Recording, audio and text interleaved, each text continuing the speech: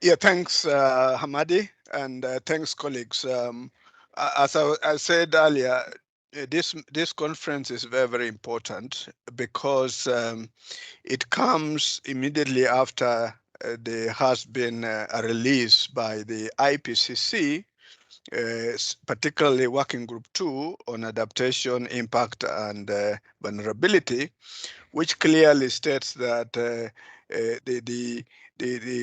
agriculture is negatively impacted by climate change. And if we don't live within the 1.5 degree as proposed, then there will be overall reduction in productivity, especially in some of the key staple crops, for example, maize, wheat, and the rest. So and that will have ramifications to the continent. But more importantly, I think let's situate this issue of agriculture. One is that the a large majority of farmers in Africa are primarily smallholders, but also they depend on rain-fed. That's the first. The second is that agriculture in Africa is very important for the contribution to GDP, and on average, it is recognized that about 20% of the continental GDP is from agriculture.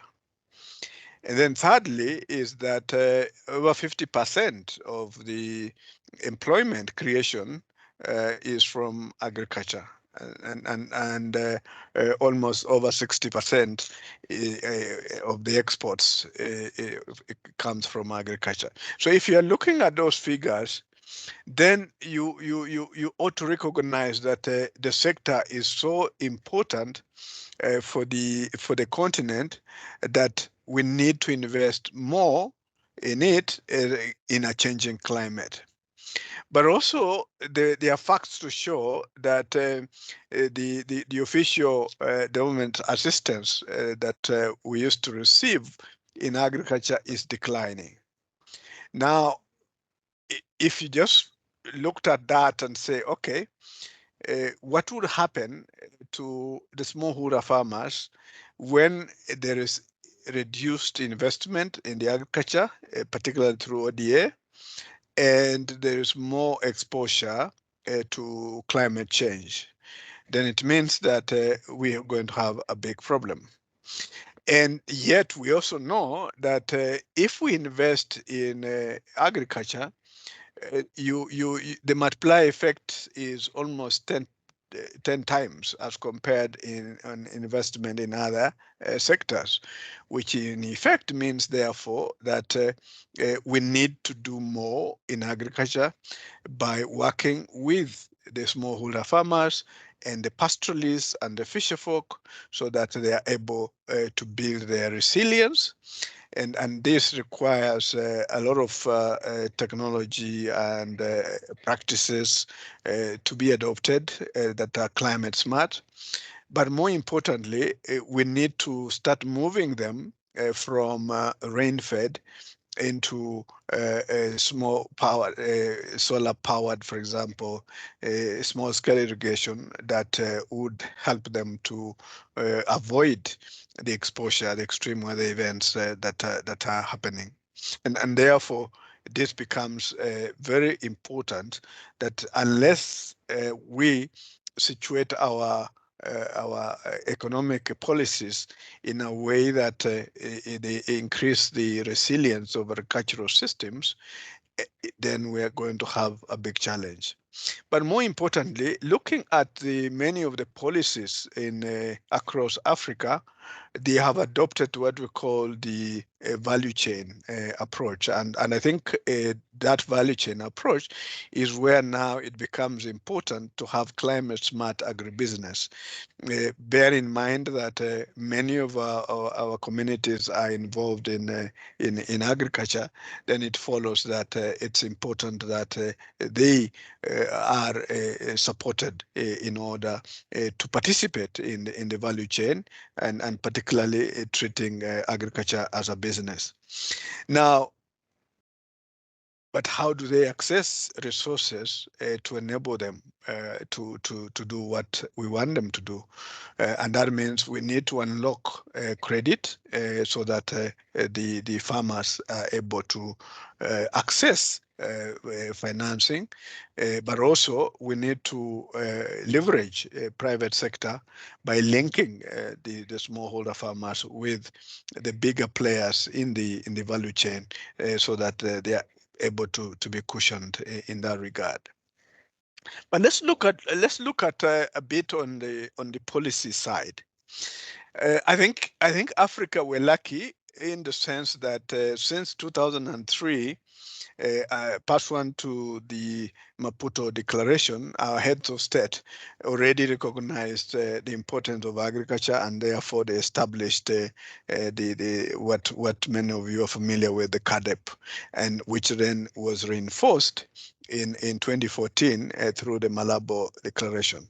But there's something that we need to take keen interest in, particularly in the Malabo Declaration, where it started moving from just the policy, but moving into implementation and monitoring, and a tool has been developed where countries are reporting biannually on the progress they are making with respect to investments and in agriculture, and I think that is something that we need to reinforce, because it helps the continent to be able to identify what are those critical areas that need to be considered, and what are the gaps that may be addressed in order to push on and push the MSMEs, particularly in the agriculture sector. Then from the continental, and I'm happy that many countries have actually increased in responding to the reporting, and I think one of the key criterion, which I think is important, is the one on building resilience, which I think is critical in the sense that it is helping those smallholder farmers to address the key challenge, which is climate change and related aspects.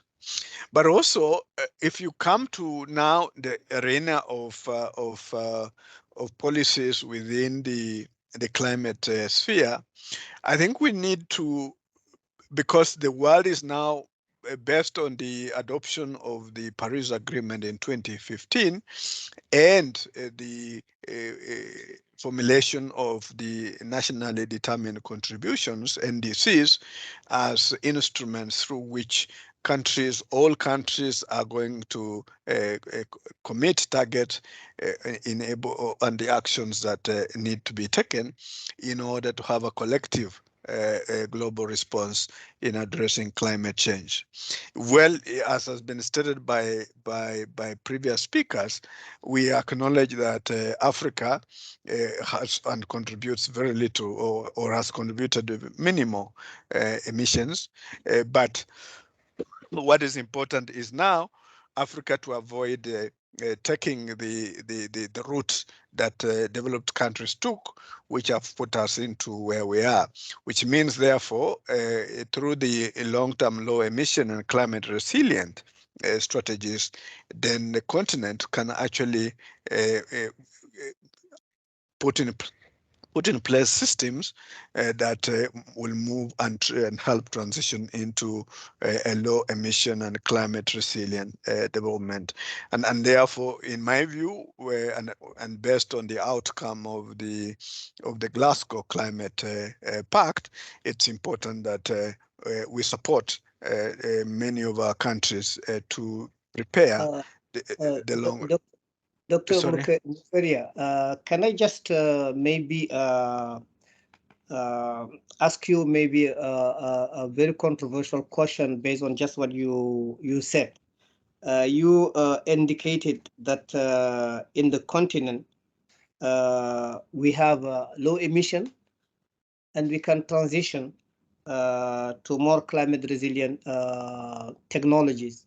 And my question is the following: is it fair in the current status of affair, where we saying that Africa is contributing to less than 4% of the emission, to say African MSMEs has to develop practices that will be climate resilient in the context of the current basically status of play. I just want us to be out of our comfort zone and start thinking like about those hard questions. I can understand if you are in Europe or in USA, where MSMEs or businesses are contributing to emission. Those are kind of issue we can think of. But in the continent, is it realistic at this stage of our development to push for those ideas? I'm just want to see how what your take is on this. No, thanks, Amadi. A very important question, and that's one of the questions that I hear quite often. But first, let's acknowledge that there's a problem, climate change. And it's on that basis that the Paris Agreement was negotiated to ensure that all countries, based on their national circumstances, will be able to transition to that low, however minimal it is, to that low emission and climate resilient development pathway. So that's the first principle, because it's increasing. It's very clear now that emissions from developing countries is starting to increase, and if we continue with the business as usual, then another 20, 30 years to come, we'll be pointing fingers at Africa because they would have taken a trajectory that could have been avoided if we transition to that. However, and I think this is what we need to emphasize. However, the fact that Africa, for example, in fact, the latest figures show that Africa now is in the range of about 7%, and the projections are that by 2050, if we continue this trajectory, we may be contributing about 10%. So that already tells you that as Africa exercises its right to development, then it means that certain decisions ought to be made so that we avoid that trajectory that could lead us to more than 1.5 degree. But more importantly, when you're talking about, for example, 1.5 degree in Africa, globally, in Africa, that means about 3 degree, 4 degree, because we are situated along the equator, and therefore the temperatures are higher in our case, and therefore it becomes important. Now, to flip your question is then, why is it fair? And I think that's what you asked. Is it fair for Africa to take responsibility for the historical response that was done by others? The answer is no. And that's why, if you look at both the convention, Article 4 and Article 9 of the Paris Agreement, there are clear provisions that require developed country parties to provide finance, technology development and transfer, and capacity building to developing country parties. Now, that is where now we need to be focusing, to the extent that since now we are taking that trajectory of reducing emissions, avoiding emissions through our development pathway, then it is incumbent upon developed country parties to be able to provide support to our countries or to the continent, and that's why the MSMEs and technology development and transfer becomes very, very critical. Now, unfortunately, Amadi and Chair, under the UNFCCC, we have established mechanisms for technology transfer, which is the Technology Executive Committee, which deals with the policy in relation to intellectual property rights and all the related aspects, and then the implementation arm, which is referred to as CTCN, the Climate Center and Technology Center and Network. And interestingly, it has about 500 network members, and very few are from Africa. And yet it is supposed to serve Africa. And therefore, one of the things that I would encourage our institutions is to join the CTCN so that when our countries request for technology needs assessment and support, as now agreed in Glasgow, where there's now a link between the CTCN and the Green Climate Fund, then our institutions will be able to be contracted to support our own institutions and countries. And I think that's the gap that the chair, the current director, who's an African from Uganda, has raised concern that she needs to see more African institutions being members of CTCN. So I hope Hamadi, that helps. No, I think it helps significantly. I think you have really touched the issue of fairness and the development pathway, the trajectories that we have taken, and how we can avoid being in the same situation in the future than the developed countries. So now my second question, based on what I'm just hearing, is the following.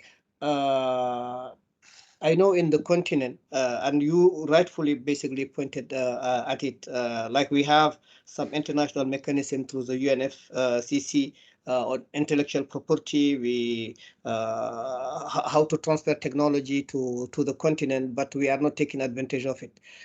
In your view, aren't we taking advantage of it because we don't do enough advocacy? Is it due to the fact that people are not aware of it? Is it to the fact that there is a resistance to innovation or new technology that people don't know?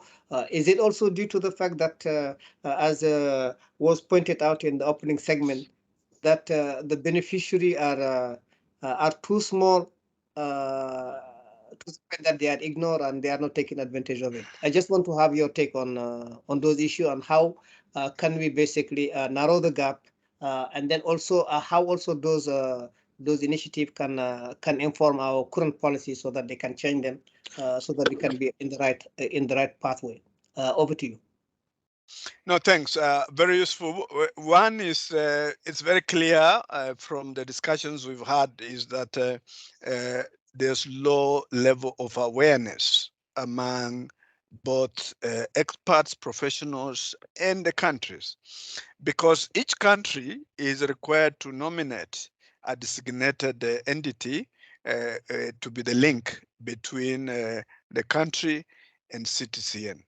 Now, almost all our countries have nominated, but those are individuals instead of institutions, and consequently, they have no support framework that enables them to reach out as an outreach, so that we are able to raise awareness on the potential beneficiaries, and particularly the private sector, including the farmers. So low level of awareness is critical. And one way we could address that is if I'm happy that the director AUDA NEPAD is here, is that you need to engage with Dr. Ross Mwebeza, the current director of CTCN, so that we can have more outreach within in the continent, and have more African institutions enlisted as part of the network, so that they can provide that support. But the second one, which ties up also on the finance, is that we have a very good technical capacity, but we have very low capacity in preparation of bankable proposals that could access resources. And I'm privileged to have been part of the the team that was working with AUD and NEPAD to try and support the at least 12 countries from across Africa to develop proposals that could access GCF funding. And so the arrangement we did was that we were having working sessions in the respective countries with a view of building that capacity. And I'm happy that some of those projects have progressed to the level of now being funded. But so that in my view is critical. Now, the African Development Bank has developed some training to see if it can enhance the capacity of African experts and institutions to develop bankable proposals, but they did only 2 sessions, and when I had discussions with them, the outcome was that they realized that the focus was initially on GCF, and yet now more funding is coming from outside GCF, which then means that they need to relook at the training module so that they are able to look at the requirements in other areas. And I think that's where, based on this, then we can work with MSMEs so that they are able to access a lot of funding that is out there, but because of their capacity, because of their low level of awareness, and the need for aggregation, and particularly the linkages in terms of then they need that to be done.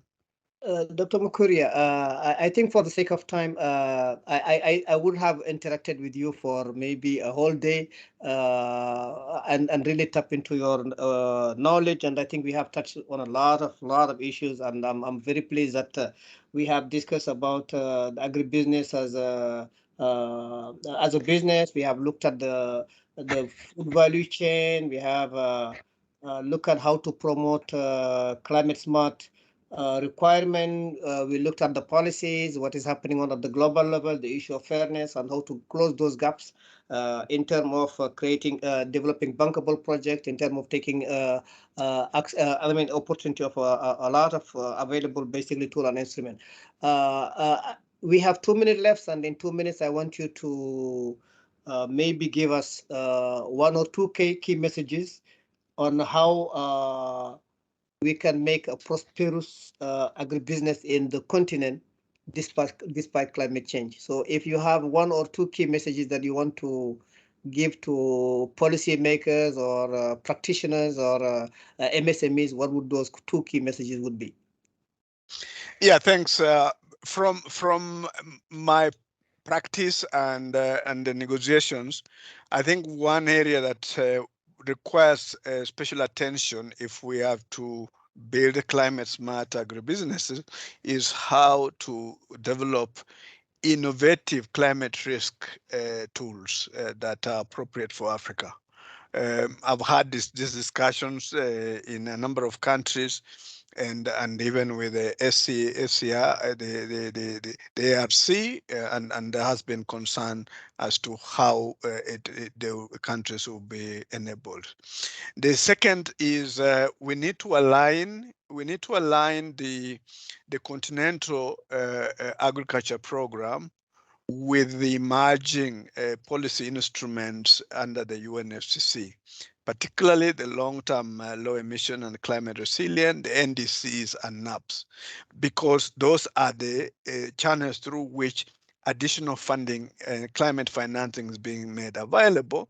And therefore, if we don't have a long-term view of the agriculture sector where it will be, then we will lose out on that. And it's on that basis that we are working with 6 countries now to do a long-term low emission and climate resilient strategy, so that we are able to see how agriculture will play out in those countries by 2050, and what could be the possible climate actions that would be implemented across the value chain, taking into account that our key clients are smallholder farmers, pastoralists, and fisher folk. Thank you very much. Thank you very much.